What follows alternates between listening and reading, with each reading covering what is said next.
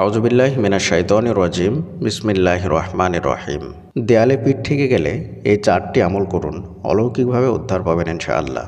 যখন আপনার সামনে সমস্ত দরজা বন্ধ, কোনো রাস্তা খুঁজে পাচ্ছেন না, যেটাকে আমাদের ভাষায় বলা হয় দেয়ালে পিঠ থেকে গেছে, অর্থাৎ এরপরে আর কোনো রাস্তা নেই, এমন পরিস্থিতি যদি হয়, তাহলে 4টে আমল করুন, অলৌকিকভাবে আল্লাহর পক্ষ থেকে সাহায্য পাবেন। সত্যি বলতে মানুষের জীবনে চলার পথে প্রতিটা মানুষেরই কোনো না কোনো সময় এই ধরনের পরিস্থিতি তৈরি হয়। মানুষের জীবন সবসময় সুখে স্বাচ্ছন্দ্যে যাবে এটা ভাবা ঠিক নয়।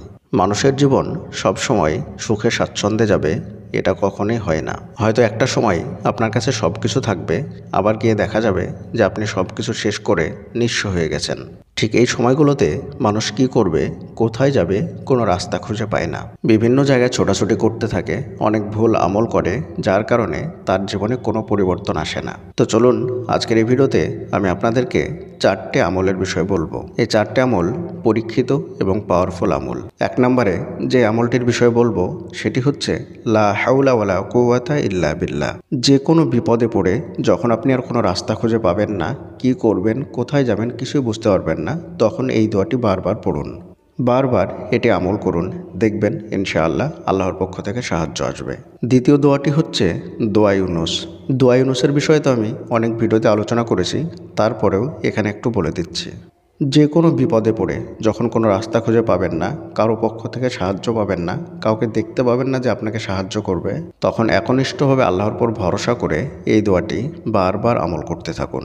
দেখবেন ইনশাআল্লাহ আল্লাহ তাআলার পক্ষ থেকে অলৌকিকভাবে আপনার জন্য সাহায্য আসবে, যেমনটা আল্লাহ তাআলা হযরত ইউনুস আলাইহিস সালাতু ওয়াস সালামকে করেছিলেন। 3 নম্বর দোয়াটি হলো দরুদ শরীফ। যখনই কোনো কঠিন বিপদে পড়বেন, সামনে কোনো রাস্তা দেখতে পাবেন না, তখন বেশি বেশি করে দরুদ শরীফ পাঠ করুন। এটাকে নিজের জীবনে অপরিহার্য বানিয়ে ফেলুন, বারবার পাঠ করতে থাকুন, দেখবেন কিভাবে আপনার জীবনে সাহায্য আসে আল্লাহর পক্ষ থেকে। অলৌকিকভাবে সাহায্য করবেন, যেখানে আপনার কোনো চিন্তাধারায় থাকবে না, যে পর্যন্ত আপনার চিন্তা পৌঁছাবে না, সেখান থেকে আপনার জন্য সাহায্য আসবে। 4 নম্বর যে আমলটি করবেন সেটা হচ্ছে ইস্তেগফার।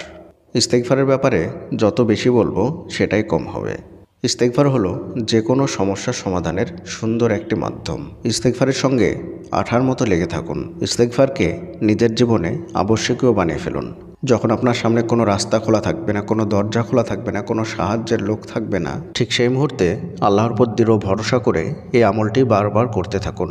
ইস্তেগফারের মধ্যে সবচাইতে ছোট ইস্তেগফার হলো আস্তাগফিরুল্লাহ, এবং সবচাইতে বড় ইস্তেগফারটি হলো সাইয়্যিদুল ইস্তেগফার। আপনার জন্য যেটা সবচাইতে সুবিধাজনক হবে সেই ইস্তেগফারটা আপনি আমল করতে পারেন, কোনো সমস্যা নেই। দেখবেন আল্লাহ তাআলা আপনাকে অলৌকিকভাবে সাহায্য পাঠাবেন। এখন অনেকে প্রশ্ন করবেন যে কোনটা গুরুত্বপূর্ণ বেশি।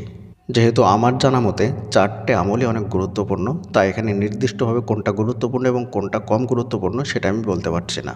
আপনি 4টে আমলই করতে পারেন একটু একটু করে, অথবা যে কোনো একটাকে আপনার পরিস্থিতি অনুযায়ী গুরুত্ব দিয়ে সেটাকে করতে পারেন, কোনো সমস্যা হবে না। হয়তো কিছুক্ষণ সময় ইস্তেগফার করলেন, কিছুক্ষণ সময় দোয়া ইউনুস পড়লেন, কিছুক্ষণ সময় লা হাওলা ওয়ালা কুওয়াতা ইল্লা বিল্লাহ পড়লেন, এবং কিছুক্ষণ সময় দরুদ শরীফ পাঠ করলেন।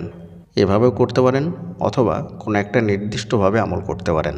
আল্লাহ তাআলা আমাদের সকলকে সঠিকটা বোঝার এবং সে অনুযায়ী আমল করার তৌফিক দান করুন। আমিন। আসসালামু আলাইকুম ওয়া রাহমাতুল্লাহি ওয়া বারাকাতুহু।